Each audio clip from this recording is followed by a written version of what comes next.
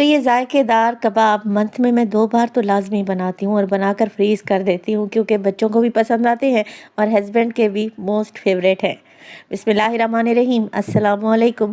खुश रहें, आबाद रहें, जहाँ भी रहें, हैप्पी रहें और हेल्दी रहें। तो मैं हूँ फ़ायज़ा और वेलकम करती हूँ आपको चटपटे पकवान में। आज आपसे शेयर करूँगी मैं चिकन शामी रेशा कबाब। बनाना भी आसान है। आप इन्हें रोल पराठा में, सैंडविच में, बिरयानी या फिर पुलाव के साथ सर्व कर सकते हैं। रमज़ान में ये रेसिपी आपके बड़े ही काम आएगी, तो रेसिपी को एंड तक देखें। अच्छी लगे तो लाइक कर दें और चटपटे पकवान को सब्सक्राइब भी कर लें। तो चलें फिर जल्दी से कबाब बनाना स्टार्ट कर लेते हैं। तो जायकेदार चिकन शामी रेशा कबाब बनाने के लिए सबसे पहले तो ले लिया है मैंने चिकन। अच्छा, चिकन है तकरीबन 500 ग्राम। आधा किलो बोनलेस चिकन का इस्तेमाल कर रही हूँ। वैसे आप हड्डी वाला चिकन भी ले सकते हैं, मगर मैं आपसे कहूँगी बोनलेस चिकन से ज़्यादा अच्छा रिज़ल्ट मिलेगा। एक छोटा सा प्याज लें और मोटा मोटा सा काट कर डाल दें। साथ के साथ 2 से 3 हरी मिर्चें भी ऐड करें।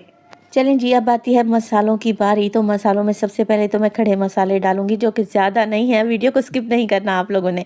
तो यहाँ पर दालचीनी का एक टुकड़ा है 2 इंच के बराबर शामिल कर दिया है और 2 अदद बड़ी इलायची हैं जिनका मुंह खोलकर शामिल कर दें। नमक डालूंगी मैं इसमें 1 टीस्पून, बाद में नमक को चेक कर लेंगे। हाफ़ टी स्पून शामिल कर रही हूँ मैं इसमें लाल मिर्च का पाउडर और डालेंगे इसमें चाट मसाला 1 टीस्पून के बराबर। काली मिर्च का पाउडर डालूंगी हाफ़ टी स्पून और इसके अलावा डलेगा इसमें धनिया पाउडर। तो धनिया पाउडर की मिकदार ज़्यादा डलेगी, हाफ़ टेबल स्पून। अदरक और लहसुन का पेस्ट भी डालूंगी 1 टीस्पून। आप चाहें तो साबित अदरक लहसुन भी डाल सकते हैं। अच्छा जी, चिकन में शामिल हो जाएगी दाल। दाल है तकरीबन 200 ग्राम के लगभग। तो चना दाल का इस्तेमाल कर रही हूँ और दाल को मैंने 2 घंटे पहले भिगो दिया था। असल में कबाब बनाते वक्त आप गलती यहीं पे करते हैं। आपको सही परफेक्ट रेशो का पता नहीं होता कि कितने चिकन में कितनी दाल ऐड करनी चाहिए। तो 500 ग्राम अगर मैंने चिकन लिया है तो 200 ग्राम इसमें दाल ऐड करूँगी।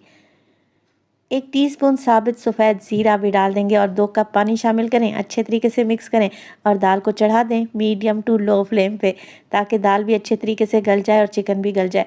यहाँ पर आप लोगों ने ज़्यादा पानी नहीं डालना क्योंकि दाल ऑलरेडी भीगी हुई है और चिकन को गलने में देर ही कितनी लगती है।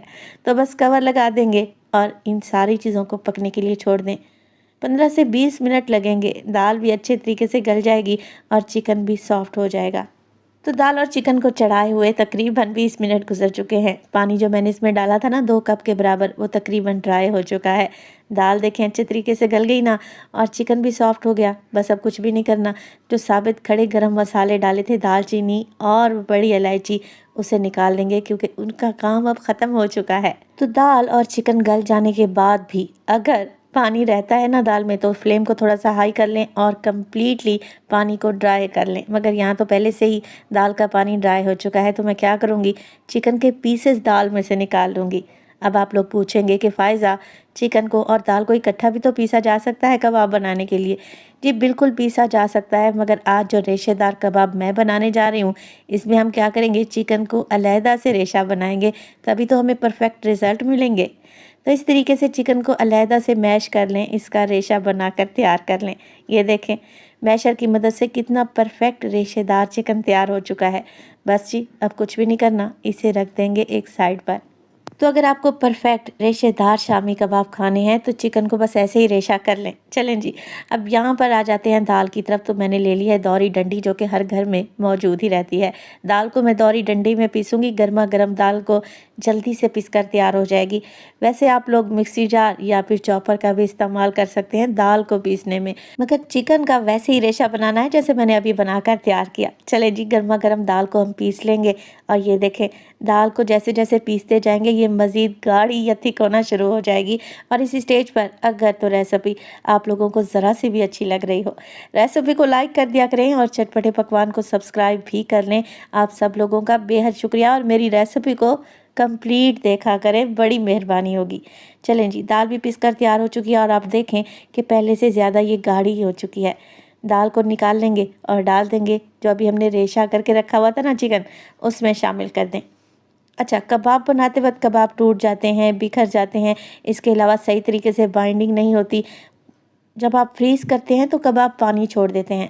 उसकी वजह यह है कि जब कबाब बनाते वक्त आप इसमें कच्ची प्याज ऐड करते हैं। मैं इसमें डालूँगी ढेर सारा बारीक कटा हुआ हरा धनिया और पुदीना। प्याज का इस्तेमाल नहीं करूँगी। अगर तो आप लोगों ने कबाब बनाकर फ्रीज़ करने हैं तब आप इसमें प्याज ना डालें। अगर आपने फ़ौरन से बनाकर फ़ौरन से सर्व करने हैं तब आप इसमें बारीक कटी हुई प्याज भी ऐड कर सकते हैं। चलें जी, मिक्स कर लेते हैं सारी चीज़ों को बहुत ही अच्छे तरीके से, और इस स्टेज पर नमक ज़रूर चेक कर लिया करें। नमक आपको कम लगे तो मज़ीद ऐड कर सकते हैं। चिकन रेशा कबाब की एक और रेसिपी मैंने आप लोगों से शेयर की थी, जिसमें इसी स्टेज पर मैंने एक अदद अंडा भी डाला था।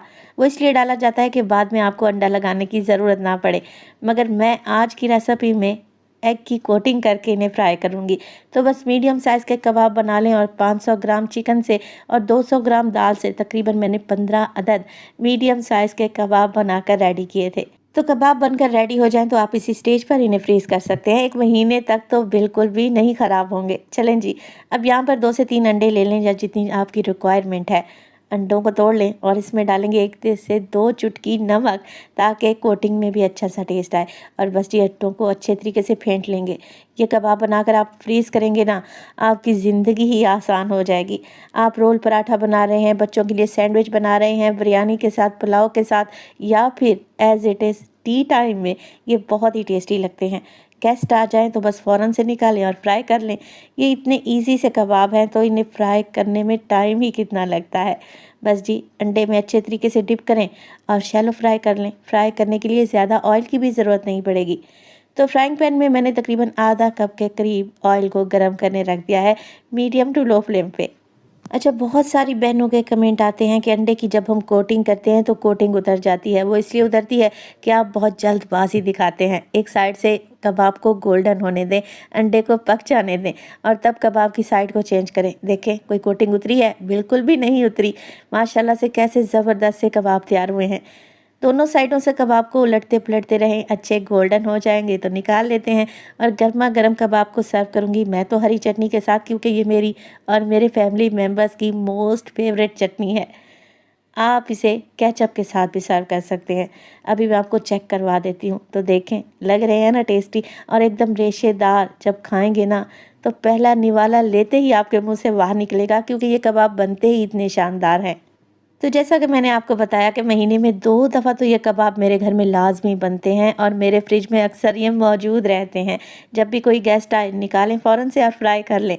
तो देखें माशाल्लाह से कैसी बेहतरीन लुक और कितने परफेक्ट कबाब बनकर तैयार हुए हैं। रेसिपी ट्राई करें तो अपना फीडबैक लाजमी दीजिएगा। आपके एक प्यारे से कमेंट का मुझे इंतज़ार रहेगा। बस आप लोगों ने ख्याल इस बात का रखना है कि दाल की क्वांटिटी को ज़्यादा नहीं करना। अगर आप दाल की क्वांटिटी को बढ़ा रहे हैं तो इसी हिसाब से चिकन भी ज़्यादा लेना पड़ेगा, तब परफेक्ट रेशो बनेगा और कबाब एकदम रेशेदार बनकर तैयार होंगे। अपना बहुत सारा ख्याल रखिएगा। फ़ाइज़ा को अपनी दुआओं में याद रखिएगा। मुझे दीजिए इजाज़त। टिल देन, अल्लाह निगहबान।